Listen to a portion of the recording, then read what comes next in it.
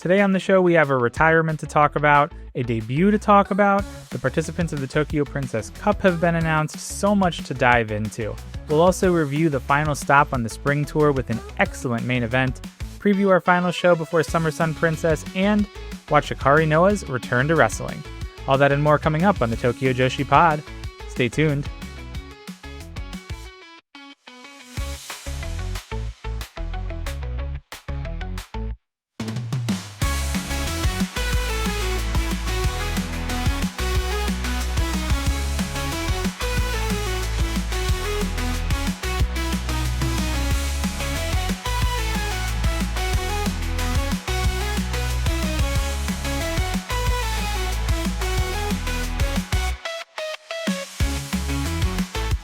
Hello to all you big children out there. Konnichiwa and welcome to the Tokyo Joshi Pod, your weekly dose of everything TJPW. I'm your host, Andy Zyke, and today's show filled up very, very quickly. We have so much to cover today, but first off, a happy 4th of July to all of my American listeners. I hope you have something fun planned this holiday weekend. I hear it's quite hot, like all around the country, so if you're outside and you're barbecuing, make sure you stay hydrated, got your sunscreen going, all that good stuff. Before we jump into today, I want to quickly mention that earlier this week, we dropped our second monthly bonus episode for the month of June, the Grand Princess 2-6 Behind the Scenes Documentary Watch Along. Quite a mouthful of a bonus episode. I had a heck of a lot of fun recording that one and just rewatching that documentary. I hope you are enjoying listening to it just as much. Maybe we can do some more watch-alongs on future monthly bonus episodes. On today's show, we are going to chat through Yuki Kamifuku's retirement press conference. We also are going to chat our latest wrestler who is set to debut. Truly, as one door closes, another one opens, right? We had one heck of a preview tag on the final spring tour show. And if all that wasn't enough, TJPW also decided to announce all of the competitors for the Tokyo Princess Cup. But wait, there's more. I will do my best Billy Mays here. We also have I don't know if any of you guys will understand that reference. We also have to preview the Explosion show that's upcoming. And then also we're going to talk about Hikari Noa's return match. That one was finally uploaded to YouTube of all places, so it was very easy to get my hands on that and check that match out. We're going to talk about that one. So quite a jam-packed episode. Thank you all so much for tuning in, spending some time with me this holiday weekend. Let's go ahead and dive right on in. So I think the best place to start is probably with the biggest news that we got this past week, the biggest news in quite some time. That is that we have a retirement coming up on the horizon. Yuki Kamifuku has announced that she will be retiring, and a press conference was held on Monday, June 29th. In attendance was Kamiyu herself, Tetsuya Koda, and then also Sanshiro Takagi. All three of them gave comments, and I'd like to just kind of read the comments verbatim. I think that's where I'm going to start with this, because all three of them had some very nice things to say, some very just well-put thoughts, and I don't want to try to paraphrase that. I'd rather just share those thoughts directly, translated, of course, but I'll start off with Kamiyu, who opened up this press conference by saying, "I have decided that I will retire on December 26th. As for the reason, it's not like there's some place that hurts really badly, and it's not like something bad happened at all. There isn't really one specific thing, but I was born in TJPW, so I had always thought that I wanted to retire in TJPW. I thought I couldn't be in TJPW forever, and that somewhere, someday, I would have to retire. Then when I thought about what to do about that timing, I thought I would decide it at the time I felt I was the coolest and the best woman. And recently, I thought, aren't I the coolest right now? So then I was like, should I quit? Yes, I decided. That's the kind of feeling." A little bit of a word salad there, but I think the general idea that Kamiyu is going for is, I'm not going to be doing this forever. As I get a little bit older, my priorities are shifting. I'm not in any pain. I don't have an injury. There was no negative experience. I just felt like the time is right. And when you know, sort of a thing. Tetsuya Koda then provided a couple of remarks as well. He said, "Since her debut in 2017, Kamifuku has become an indispensable presence for TJPW. So when I heard this news from her herself, I was very surprised and saddened. But Kamifuku's actions always have meaning, and there is a true intention behind everything she does, and more than anything, I know that she is an extremely good kid, that she works hard, and that she has conveyed a lot of love in her own words, so I support this decision. I respect all the members who have graduated from TJPW, but Kamifuku is a member I love who has many parts I can respect. On December 26th, the final day, I think she will show us not only the culmination of Yuki Kamifuku, but Kamifuku's completed form. Over the next half year, she will polish her beauty more and more, and I think the final day will be the most beautiful Kamifuku's highest point. So over this half year, I hope the fans will also please come to the venues many times. Some very nice remarks from Kota, basically saying I value all of my roster members, and I'm sad when all of them leave, but kind of have a special place in my heart for Kamifuku, and I think that just speaks to the relationship that she's had with Tetsuya Kota over the years. Surprisingly enough, she wasn't even a full-time roster member, right? That just happened back in the fall where she signed on full-time, which I believe was more of a formality than anything, but some very nice remarks from Tetsuya Kota. Later on, Kamifuku said that these remarks almost made her tear up a little bit. She was so heartwarmed from what Kota said. Sanshiro Takagi also gave some remarks. He went in a little bit of a different direction, a little bit more of a comical one. He said, Kamifuku-san, originally belonged to an agency called Star Ray Production. I knew the manager who was in charge of Kamifuku-san there, and we got along very well. But that manager came to me with a fairly odd kind of story, saying, at our place, we have someone who is over 170 centimeters tall and is a Miss Toyo University. What do you think about that? I don't dislike those kinds of odd stories, so I said, let's meet, and being allowed to meet her was just the beginning. I really think Kamifuku-san stepped into this pro wrestling world in a state where she knew absolutely nothing about pro wrestling. I had to consider Star Ray's position, and since we had taken her in, I thought we had to properly raise her, make her a star, and then return her. But Kamifuku-san had also originally lived in America for a long time, and she was not very familiar with pro wrestling in Japan, especially women's pro wrestling culture. And she contacted me pretty aggressively, like, Takagi-san, what is this? What does this mean? She has a personality where she hates crooked things, and she is a kid with an extremely strong sense of justice. So if there was even something a little off, things like, Takagi-san, I don't understand this, what does this mean, would come in the middle of the night. There was a period of time where I thought maybe I should really block calls from Kamifuku-san. But I also felt from her a real straight body and soul spirit to make her way in this pro wrestling world, and she stayed in TJPW and was a kid who always thought first about livening up TJPW. So I thought I also had to properly answer her feelings, and I have faced her and worked with her up until now. That Kamifuku-san was born in Tokyo Joshi, grew up in Tokyo Joshi, and will finally graduate and retire in Tokyo Joshi is something we are truly grateful for, and I am full of happy feelings. So after all, until the very end, until the very moment when Kamifuku-san finally steps down from the ring, as a company, I want to create a retirement road that lets her feel glad she was in TJPW, that lets her have no regrets, that lets her say loudly, I won't come back anymore, it was fun. Please, until that day, my best regards. So also some very nice words, a little bit of comical words from Sanshiro Takagi, but some very nice sentiment from Sanshiro Takagi as well. It was also announced during this press conference that Kamifuku will be holding her own produce show on November 27th, and regarding that show, Kamiyu said that she wanted to gather all of the friends that she met throughout her pro wrestling tenure, create a nice present for everyone. She also said she wanted to team up with, or potentially face, Sanshiro Takagi. Sanshiro, of course, had to respond to that remark, and he said he really can't shake the memory of those late-night phone calls and says, maybe perhaps facing each other is the better way we can go about this. A member of the press asked Kamiyu if she had anything left undone in professional wrestling. She said no, outside of facing Sanshiro Takagi, now that he said that, but otherwise she just wants people to remember that she was a beautiful and interesting woman.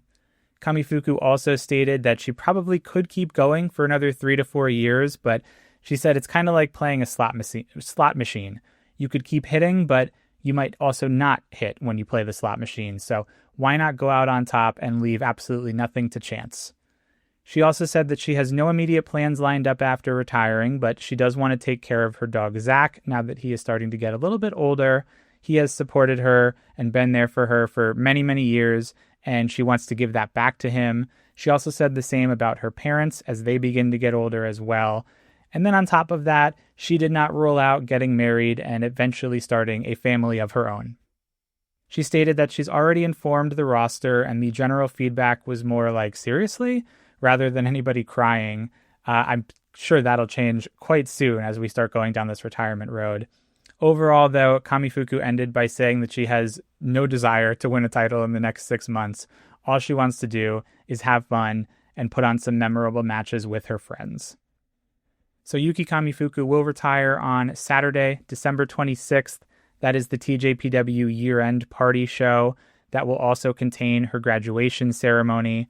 Prior to that, on Thursday, December 10th, TJPW will be visiting Kamifuku's hometown or home prefecture. So Yuki will have one final homecoming show. And then, of course, the month before, Friday, November 27th, Kamifuku will be producing her own show that is called Kamiyu and Her Merry Friends, the special grade cursed object they met in the ring. This will happen at Corcoran Hall, and a few names have already been announced that include Aja Kong, Veni, Yuki Ino, Sumire Natsu, and then some TJPW wrestlers as well will participate. On top of all of those shows coming down the pipe, we also have heard what Kamifuku's Summer Sun Princess match will be, and it will be a 6-person mixed tag match. On one side of the ring, we will have Yuki Kamifuku, Sakura Hattori, and Kumdori. They will take on the team of Mihiro Kiryu, Sanshiro Takagi, and Yumehito Imanari. Kumadori is a wrestler from DDT. From my research, he is also a part of a musical group called O Men's. And then on the other side of that, Yumehito Imanari wrestles for Ganbare Pro. Sanshiro, of course, in DDT, and then obviously Kamiyu, Sakura, and Mihiro, TJPW. So quite the mixed genders, mixed bag of competitors that we'll have in that 6-person tag. I have to admit, I'm not shocked by this news. I wouldn't say that I necessarily saw it coming, but this doesn't really surprise me. Kamiyu is, I think, 33, or give or take, but around that age, which, I mean, in the big picture of life, 33 is not old. But when it comes to professional wrestling and kind of running your body through that year in and year out, especially as a woman who maybe eventually does want to start a family, that is a little bit on the older side, contextually speaking. So I'm not super shocked that as she gets a little bit older, maybe her priorities shift and she does want to start a family or just take it a little bit easier, spend time with her family, her dog, like she mentioned. I did hear an interview with her not long ago, maybe 2 or 3 months ago, where she was very casually, hypothetically talking about having children and how that related to how she kind of carries herself in her life. And that just kind of got me thinking, like, well, she isn't super young. And if she does have that on the mind, perhaps we will see her retire soon. I didn't quite think it would be this year. But alas, not super shocked. This will be a huge loss for TJPW. I think Yuki brings something so different compared to the rest of the roster. She does play that like shades of gray character very well. Obviously, her size is something that we haven't really seen since Saki Akai. And with Saki Akai retiring a few years back and now Kamifuku following suit, there really isn't anybody quite at her height. I know Yuki Arai is quite tall, but I don't think quite as tall as Kamiyu was. So that's just a certain type of competitor that will be missed that kind of stands out from the pack, almost similar to like a Sakura Hattori. She just brings something different to the lineup of competitors. So I do think she will certainly be missed in that regard.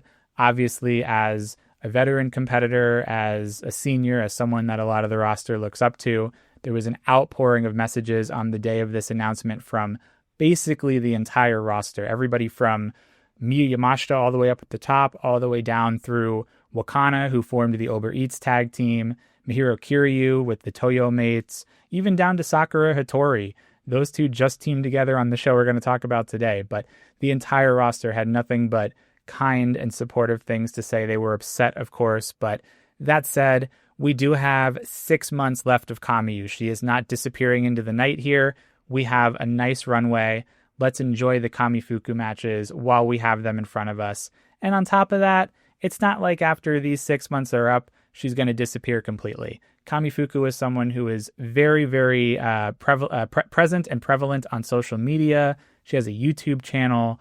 I think she has like fan sites and subscriptions and things like that. So there are a number of ways that we can stay up to date with what Kamifuku is doing. So I don't think this is going to be the end of Kamifuku, but only just in the wrestling sense. Well, as one competitor leaves, another competitor joins. We have a debut scheduled for Momo Sato, the 15-year-old from Kanagawa, Japan. She is currently an active member of the idol group Harajuku Land. She's also the younger sister of DDT's Daichi Sato. Of course, we've seen Momo Sato wrestle once before, back at Grand Princess and then in that Iron Man title battle royal. Well, she will be making her official debut as a roster member of TJPW at Summer Sun Princess. Very, very exciting stuff. Her exact match is still to be announced, but on top of Summer Sun Princess, about a month later, it has also been announced that Momo Sato will be competing on that Becoming show on Saturday, August 29th. That's that show that will feature only roster members who debuted in the year 2023 or later. So she is a last-second addition, maybe not a last-second addition, but the latest addition to that Becoming show. Now, if both of those news stories weren't enough for you, TJPW decided to continue spewing out news this week. The Tokyo Princess Cup participants have officially been announced, and this is a 24-person tournament. It's going to feature the majority of the TJPW roster. I will name them all really quickly so we have the full picture here. We don't know the bracket specifically yet. That will come at a later time. But we just know the participants for now. They will be Yuki Arai, our Princess of Princess champion, Miyu Watanabe, Rika Tatsumi, our Princess Tag Team champions, Suzume is in it, our International Princess champion, Miyu Yamashita, Shoko Nakajima, Hyper Misao, Wakana Uehara, Mizuki, Yuki Aino, Raku, Pam Harajuku, Mihiro Kiryu, Arisu Endo, Sakura Hattori, Himawari, Toga, Haru Kazushiro, Mifu Ishida, Uda Takami, Chika Nanase, Ren Kanatsu, Shion Kanzaki, and amazingly, Momo Sato will also be a part of the Tokyo Princess Cup. Now, if you are scoring along on your bingo card, there are 3 roster members not participating. That will be Shino Suzuki, likely due to that injury, that time away that she has. Very unfortunate that Shino is not going to be a part of this. That signals that she's going to be out through the rest of the summer, quite a while. So I was really hoping we would see Shino, and fortunately it is not to be. The other 2 are Kira Summer, who will be on excursion during the Tokyo Princess Cup. She's going to be in Australia. And then Kamifuku is actually going to be the 3rd person that will not be participating, just due to personal choice. TJPW had put a little caveat in the description of this announcement and said that after discussing it with Yuki Kamifuku, she has decided not to enter this year's competition. So I don't know if that means that she has something else planned, or maybe just didn't feel it was right to kind of insert herself into this as she was kind of heading out the door. But those are the 3 that we will not have. The opening round for this will kick off very quickly after Summer Sun Princess. Summer Sun Princess is on Saturday, July 18th. The opening round for the Tokyo Princess Cup will kick off Monday, July 20th. So quick turnaround. It's a Monday because it's a holiday in Japan. That's why it's on a weekday. We're not going to preview this full bracket today, mostly because we don't have the bracket. We have the bracket. We just don't know who's slotted into where and what the matchups are. That is supposed to happen via a lottery drawing on YouTube. Not sure when. I'm really crossing my fingers that we have that either, if not this week, hopefully next week. Because a little peek behind the curtain here, programming note, next week there's a TJPW show this weekend, but then there is over a week. There's 2 weeks before Summer Sun Princess with no other shows. So my plan is to hopefully have them announce all of the matchups for the Tokyo Princess Cup, and then on next week's show, after we review the Explosion show that we're going to preview today, we can then preview the Tokyo Princess Cup next week. And then that'll kind of bide us some time until the following week where we will preview Summer Sun Princess. Now, I will also say I'm potentially going to have some special guests involved in that preview show for the Tokyo Princess Cup. So that's also kind of why I'm crossing my fingers we get this bracket sooner rather than later, just for some scheduling purposes.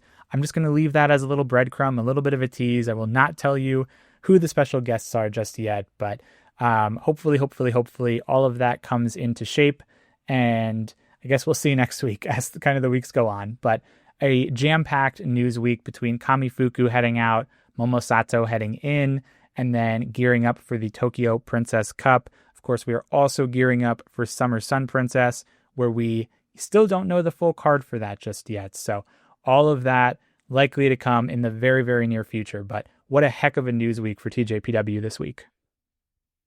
On top of all of the news, there was also a show last weekend on Saturday, June 27th.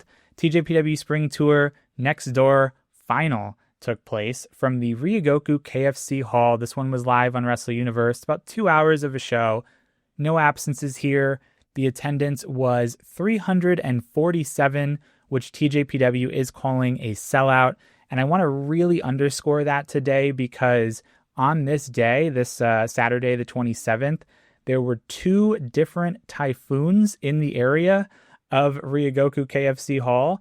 It got to the point where TJPW actually put out a social post saying, hey, we might cancel this show if, weather permitting, we have to. If the trains stop running or the government issues some sort of stay-at-home ordinance. So TJPW put everybody on notice that this show might not even go along or go ahead. And then obviously it did go ahead, but then they sell out. They have 347 people that braved 2 typhoons to get to this show. So I just really wanted to underscore that as much as possible because the fan base was so passionate at this show. TJPW was last here just a few months ago. I believe it was March for Grand Princess Fate in Ryogoku. This was the go-home show for Grand Princess where they drew 350. So right around that same number. We opened up with the opening remarks and the house rules from Rise Shirai. We did also hear briefly from Momo Sato. This is where they announced that she will be making her debut on the 18th, Summer Sun Princess. Momo Sato just ever so briefly said that she is really training her hardest. She hopes that everyone supports her, and she will try her best when it comes to her debut. Of course, we then also hear from the Up Up girls. They sang Love You More. Our opening contest was a tag team match. We had a lot of tag team matches on this show. The first one here saw Prism Greed, Yuki Aino, and Haru Kazushiro going up against Himawari and Kira Summer. Himawari and Haru started off in a pretty even exchange until Himawari started to use her hair a little bit. Haru and Kira then had a pretty nice back and forth, followed by Aino and Kira, and that's where Prism Greed kind of started to begin to swing the momentum in their favor. They hit that really strange, hugging slam attack that they tried once before. Haru, runs and jumps into Aino's arms, and then Aino just falls backwards. It's a very peculiar maneuver. The two teams end up trading, having the upper hand here. Aino eventually hits a gut-wrench suplex, tries to lock Kira in the full Nelson of Love and Fire, but Himawari jumps in to break that up. Prism Greed managed to take Himawari out with some tandem offense, and then Aino hits a running bulldog, followed by the Venus DDT on Kira Summer. She gets the win in 10 minutes and 24 seconds. Next up, we had another tag team match. Arisu Endo and Shion Kanzaki teamed together. They took on the team of Uda Takami and Toga. Shion quickly got the upper hand on Toga just long enough to hit her Ganbare corner spot, but Toga didn't stand too long for that. She stopped Shion from making a tag to Arisu, started to execute some powerful attacks, some trademark Toga offense. Shion took a little bit of a beating, but finally came out on top against Uda. She managed to tag in Arisu. Arisu and Uda traded some quick submissions, camel clutch for koala clutch. A lot of animal clutches in this one. Shion and Toga had a second exchange, with Shion using some of her craftiness to surprisingly get the better of Toga for a little bit, but Toga proved a bit too strong to stay locked in a sleeper hold for too long.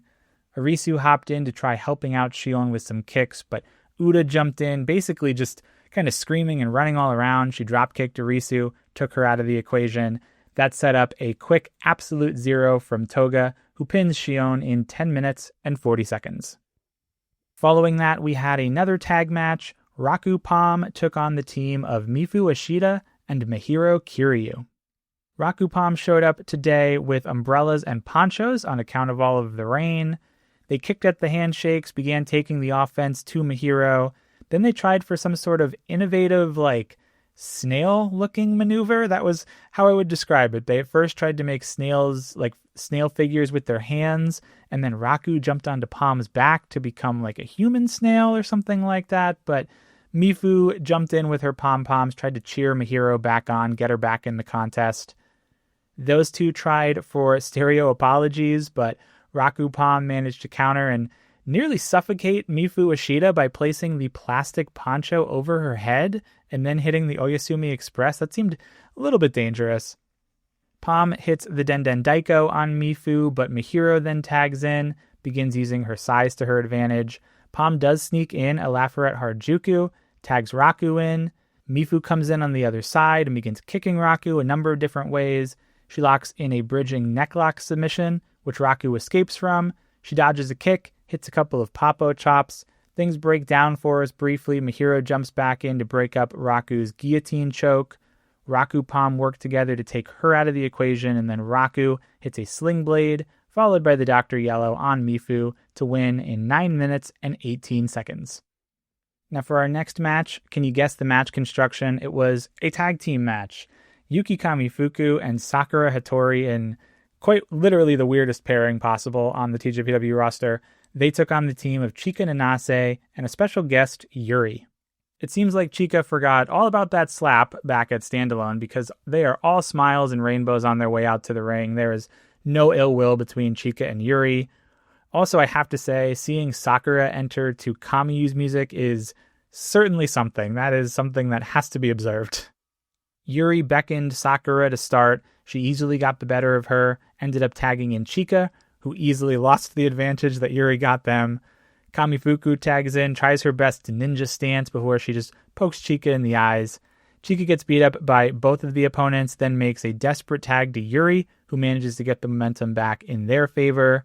Yuri and Kamiyu have a nice exchange before Chika tags back in. She surprisingly gets in a little bit of offense on Kamiyu before Kamiyu locks her into an octopus stretch.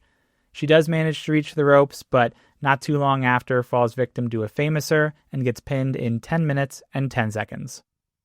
Our semifinal was actually a singles contest. We finally got a little bit of diversity here in our types of matches that we saw. Mizuki, the popping sugar rabbit, went one-on-one with the fancy sheep, Ren Kanatsu. What a headline billing there. Mizuki did not shake Ren's hand to start because Ren's got to earn that respect, right?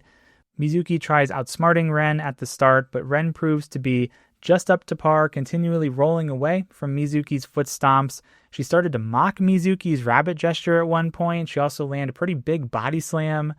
Mizuki was like, okay, enough of this. She starts walking the dog with Ren, even at one point locking in a surfboard submission, something I haven't seen from Mizuki before.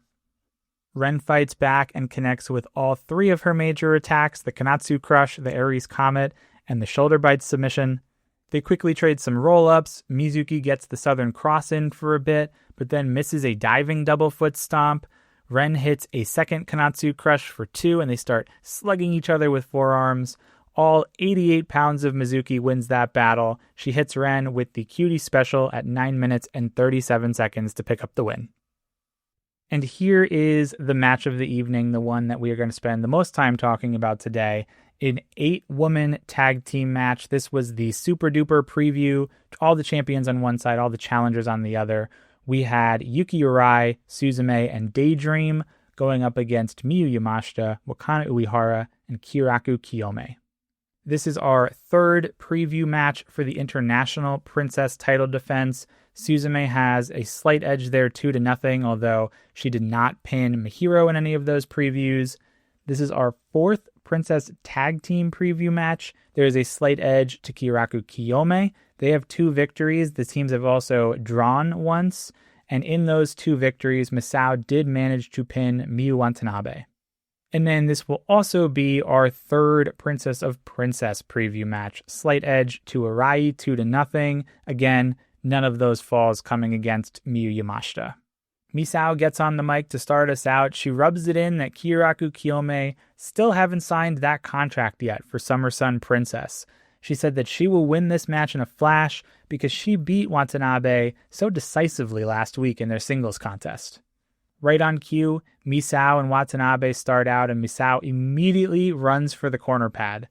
Watanabe is like, F no, dude, we're not doing this again. So Misao tags Shoko in to wrestle while she sits in the corner, tries to remove one of the blue pads. Misao eventually tags back in, and Watanabe nearly collides with that exposed corner. They fight over the blue corner pad. Rika comes in and boots Misao in the face. She takes the corner pad from Watanabe and just starts going berserk, hitting everybody and anybody around her. Arai tags in. She has a go with both members of Kyoraku Kiyome. Then Suzume has a nice few minutes with Shoko. That's certainly a match I would like to see in the near future. Wakana comes in for her first exchange with Suzume. She quickly gets in the banana pillow, but Suzume counters into a leg scissors. She tags out to Rika, who does a little bit of legwork of her own, getting in the figure 4 on Wakana. Wakana continues to take a beating at the hands of Watanabe and Suzume before finally giving way to Yamashita, who is met in the ring by Arai. Those two very stiffly beat the crap out of each other, with Yamashita hitting a return crush. Arai answers with a scorpion lock, but Yamashita kicks her way out of that. She tries to go for the attitude adjustment, but Arai counters back into the scorpion lock again. She had it in so deep that she was literally laying on top of Yamashita. Misao finally fights her way in to rescue Yamashita, who then tags in Shoko. Shoko is met by Rika, who hits a few hip attacks. Shoko dodges a missile hip, tries for a 619, but Miyu Watanabe jumps in to catch her legs and then giant swing Shoko around the ring. Rika even timed a hip attack with it for good measure. Misao rescues Shoko from a daydream eternity, but Rika chokes Misao in response, hits a dragon leg whip from the top of the ropes. Wakana and Suzume jump back in. Suzume hits a top rope facebuster. Then Yamashita and Arai come back in, and Yamashita lands a devastating skull kick, but Arai counters the attitude adjustment into a full Nelson buster. Rika hits a backbreaker into the White Dragon sleeper, but Shoko counters that into a Northern Lights suplex. Those are still technically the two legal competitors. Watanabe deadlifts Shoko Nakajima out of the pinfall attempt, lifts her up into a daydream eternity. I loved that. I hope we see more of that from Miyu. Misao baits Watanabe into hitting a batting hammer against one of the corner posts. Rika then manages to hip attack Misao, but Shoko takes advantage of that distraction. She hits a Hurricane Rana, rolls up Rika in the pinfall at 17 minutes and 59 seconds. After the match is over, Shoko gets on the microphone. She says that originally she thought the time was not right to challenge, but that was ultimately just a lie. Her and Misao agree that they are going to take those tag title belts back, and they sign the match contract, something that has been weeks in the making. Of course, to get the last word, Shoko said, "We're challenging you because we want to, not because you guys nominated us." Of course, that's always how it works. Rika screams at them that it's about time that they decided to sign that contract, and then slaps both of them in the face and Daydream leave. What an exit.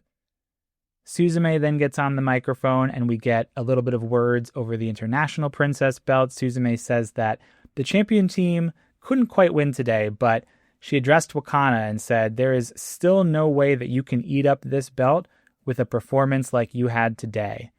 Wakana takes the mic to respond, and she can't quite muster out any words and just starts to cry.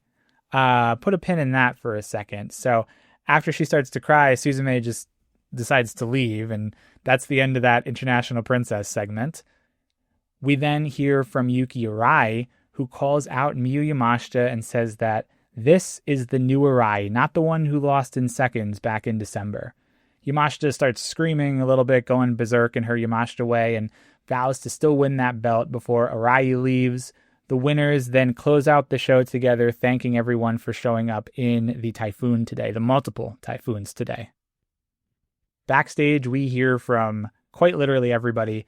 Arai acknowledged that the champion team lost, but felt that she showed much more momentum and strength than in the previous preview tags.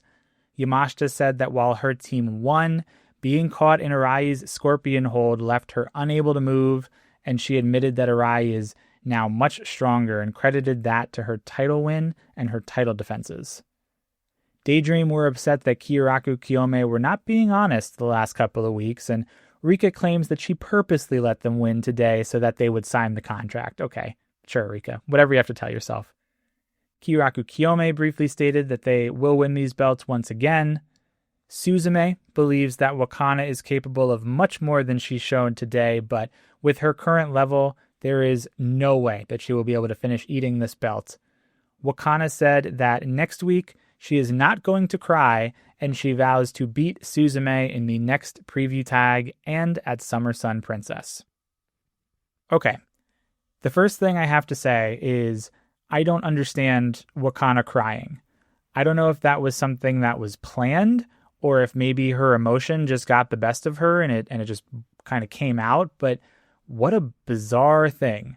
She gets her butt handed to her in most of this match, and then she can't even muster up anything to say after her team won the match. It's not even like Suzume said anything that sharp that could make her feel so upset. All she said was, if what you showed today is all you got, well, then you're not ready for this belt. It wasn't anything deeply personal. Just odd. I have to admit, my interest in that match between Suzume and Wakana has definitely cooled off a little bit since the first preview tag they had. I was really excited. They showed so much fire in that first preview tag. I'm hoping that they can get it back on track next week. We do have one more preview tag, so not going to be full negative Nelly. I am still thinking that Wakana wins this belt. Spoiler alert for my predictions for Summer Sun Princess. I do think that Wakana still wins, but they're definitely going to have to make up a little bit of ground here after today. Regarding Arai and Yamashita, I think that is coming together really nicely. Yamashita, of course, always going to look strong because she's Yamashita, but I also think they're doing a pretty good job slowly putting Arai at that same level to match her. Kyoraku Kiyome finally signing the contract. I think that was inevitable. I thought we might get like one more week of shenanigans before they caved, but I suppose we still can, maybe. Imagine they hit us with like an M. Night Shyamalan plot twist and Daydream ripped up the contract. That would be crazy. I'd be very, very invested then. That's probably not going to happen. But overall, I thought that this was a really good main event. I would recommend that you check out this main event. The undercard was filled with a lot of solid tag matches, but there was really nothing major that happened unless you counted Chica just kind of returning to normal and teaming with Yuri once again. So there's probably a lot that you can skip on the undercard, but definitely check out this main event. Well worth your time. It's a little bit of a longer main event, but the action is hard-hitting, quick-paced, and they are starting to set the table pretty nicely for most of these title matches upcoming in just a couple of weeks here. Before we get to those title matches, though, we have one final stop on the road to Summer Sun Princess on Saturday, July 4th. Yes, the 4th of July this show will be going down because remember, the 4th of July is only a thing in America. This show has a wonderful title, actually themed quite nicely to the 4th of July. It is called Ready to Explode, Summer Sun Princess 2-6 on the Brink of Explosion. This will be taking place from the Shinkiba first ring. It will be live on Wrestle Universe, and it is about a normal timed show, I would say. So for us, Friday night, 10:30 p.m. Eastern Time, 7:30 p.m. Pacific Time. We have no scheduled absences. We're going to see 4 tag team matches, a 3-way, and then a 6-woman tag match. We'll start out with the 3-way because there's really not too many stakes there. We're going to see Kamiyu mix it up with Raku and Kira Summer. Of note, this will be Kira's final match before her Australian excursion. So I believe that Kira is only going to be gone for about a month, if I'm not mistaken, but Kira will unfortunately not be gracing us with her presence for a couple of weeks. So let's definitely watch this match and get one last fix of Kira for the next month for the rest of the summer. Going through some of the tag matches, we're going to see Mizuki and Uda teaming together again here. They're going to take on an interesting pairing of Mihiro Kiryu and Pam Harajuku. I believe those two are classmates. Then another tag match, we'll see Haru Kazushiro and Chika Nanase coming together. They're going to take on Shion Kanzaki and Ren Kanatsu. So quite a nice tag team match there of younger generation talent. Quite looking forward to that one now that I think a little bit more about it. Then our final 3 matches, 2 tags and a 6-woman tag, are going to be our final preview matches before these title matches. So take note of these. The first will be a tag team match that will see Daisy Monkey, Arisu Endo, and Suzume coming together.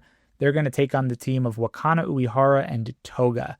This will be our 4th preview tag for the International Princess title match. Suzume has that 2-1 advantage. Again, no direct pinfall going either way there, although there was a lot of crying, so we'll see if they hopefully tighten up some of that. What I imagine will be the semifinal, the 6-woman tag match. Daydream, our tag team champions, they're going to team up with Himawari to take on Kiraku Kiyome and Yuki Aino. This will be our 5th Princess Tag Team preview match. I can't remember the last time we've had 5 preview matches. That's quite a lot. Maybe they did that for Grand Princess. Kiraku Kiyome does hold the edge here. 3 wins to nothing. There is that one draw that the teams had. And then worth noting, Misao did pin Miyu Watanabe, and then just the match we just talked about, Shoko pinned Rika Tatsumi. So some strong advantage for Kiraku Kiyome. And then the main event, we'll see 2 tag teams that competed in this year's Max Heart tournament. The Kyoto tag pairing of our Princess of Princess champion Yuki Arai and Mifu Ashita. They're going to take on Kick Slash, Miyu Yamashita, the number 1 contender, and Sakura Hattori. This will be the 4th Princess of Princess preview tag. Yuki Arai holds that edge 2-1, although again, still no direct pinfalls. Now I have to imagine in the International Princess preview match, and perhaps even the Princess of Princess preview match, we will see either a champion or a challenger get directly pinned. At least I hope so, just because I feel like that raises the stakes a little bit more, it makes you buy in a little bit more. So perhaps that's the best thing they can do for Wakana. Maybe Wakana pins Suzume, and then we can just forget that the crying business happened last week and then kind of build her back up again and lead into this match. I think, like I said, I do think Wakana will still take this title here in a couple of weeks, but we have to remember there's no crying in baseball. There's no crying in wrestling. Points to you if you understand that reference. I don't think they have Yamashita pin Arai. They certainly don't think they're going to have Arai pin Yamashita, at least not until Summer Sun Princess. But, now that I say that, maybe Yamashita will pin her, or maybe that match will, I don't think it'll go to a time limit draw. Maybe they just won't factor in for that main event. But regardless, all that to say, I am looking forward to this show that is on the brink of explosion. All 3 of the preview tags look really good. I think the undercard looks pretty enticing as well with some of the matches there. So definitely looking forward to this one on Saturday, the 4th of July, live on Wrestle Universe from the Shinkiba First Ring. Shifting gears outside of TJPW now, excursions and graduates. The 2 excursions that we have our eyes on are still the same 2. Kira Summer's Australian debut on July 18th for ACW Heart of War, and then the Kitsune show on July 26th in Los Angeles with Namba doing the MC work for that. I will be in attendance at that show, so greatly looking forward to that. I won't spend any more time talking about the excursions today since they are familiar ones that we've had our eyes on. But what I will spend a little bit of time on today is our graduate corner, because we finally have access to the Hikari Noa return match. This was uploaded onto Unagi Sayaka's YouTube channel, so it is readily available for any of you who have not seen it or would like to see it. This match went down on Sunday, June 21st, a couple of weeks ago, at the Unagi Sayaka produce show that was called Unagi Kabuki 3rd Anniversary. The main event of this show saw Hikari Noa make her return to, I almost said to TJPW, to professional wrestling. She probably will not be returning to TJPW anytime soon. Hikari Noa making her return to professional wrestling, teaming up with Unagi Sayaka. They took on the very intimidating Ozaki-gun team of Kakeru and Mayumi Ozaki. These teams started out brawling all over Korakuen Hall with the Ozaki duo firmly in control. Literally minutes into this match, Hikari is just bleeding like crazy. Kakeru and Mayumi take turns whooping her butt. It's kind of funny, side note, to see Kakeru work in heel, like kind of knowing what she typically does with her like song and dance with her twin Mihiro in TJPW. So a heel Kakeru is really interesting to me. Hikari just barely makes enough of a comeback to tag Unagi in. Then Unagi spends time getting her butt kicked. You can kind of sense a pattern here. Once Hikari is back in the match, the Ozaki team continue a lot of their underhanded tactics. They had a chain that they were using. They were choking Hikari with it. At one point, they shoved referee Barb Sasaki at one point. They brawled to ringside a second time. They were using chairs. They were using wet floor signs. And now when I say brawl, I mean about as much of a one-sided beating as you could possibly imagine here. Somehow Unagi and Hikari go on the attack against Mayumi for like the first real time about like 17 minutes into this match, but the Ozaki-gun duo continue cheating. They pulled Barb out of the ring. They're continuing to use a lot of illegal objects. I think Unagi was bleeding at this point too.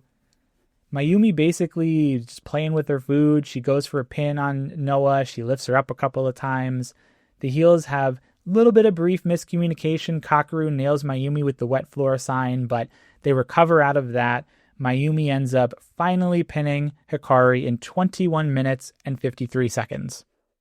Hikari Noa got the crap beaten out of her in this match, but I do think she looked really great for someone who has taken 2.5 years out of wrestling. Now, I don't know how much training she's done in that time, if any, or how much training she's done in the lead up to this match, but I mean, looked like she hasn't missed a beat. There was no ring rust. Of course, the majority of the match was her just getting whooped all around and bleeding profusely everywhere, but she looked good doing that, and that's part of the battle with, maybe not the blood part, but getting your butt kicked sometimes is part of the battle in professional wrestling, and I mean, Hikari looked like she really hasn't missed a step in 2.5 years, so easy recommend for me. The match is uploaded, like I said, to Unagi Sayaka's YouTube channel. Don't be alarmed because the video itself is an hour long. It features a couple of the other matches from this produce show, and then also a couple of like behind the scenes elements, interviews with Hikari as well. The actual match, again, only about 22 minutes in length, so you can kind of skim your way over to it, but I have to recommend it just for the significance alone of Hikari Noa returning to, almost said TJPW again, returning to professional wrestling. To my surprise, I found out that Hikari Noa immediately competed in another match. Maybe not immediately, but on Wednesday, July 1st, just about a week or so later, Great ran a show, their 5th anniversary show that was called Great 5th Anniversary Inaugural Event Sonic Wrestling in Ariake. And this saw an 8-woman tag team match where Hikari Noa, again teaming up with Unagi Sayaka, they had a couple of other partners in Misa Kagura and Ayami Sasamura. They took on the team of Azusa Inaba, Chan Yota, Marika Kobashi, another TJPW alum, and Michiko. Now this one was a little bit more of your standard like multi-woman tag match on a men's show. We didn't see too much of Hikari in it, but really only because all of the women in this got some time to shine. And in a way, it's kind of nice that Hikari wasn't like the main focal point of this match. She has a second booking so quickly in her return, and the match isn't built up like that match we just talked about, the Unagi Sayaka Produce show. That match was built all around Hikari Noa. The whole story was Noah's return to wrestling, and then she gets her ASS kicked in it. But this was just her being a part of this 8-woman tag, and in a way, I kind of like that because to me, that kind of cements the idea that she's back.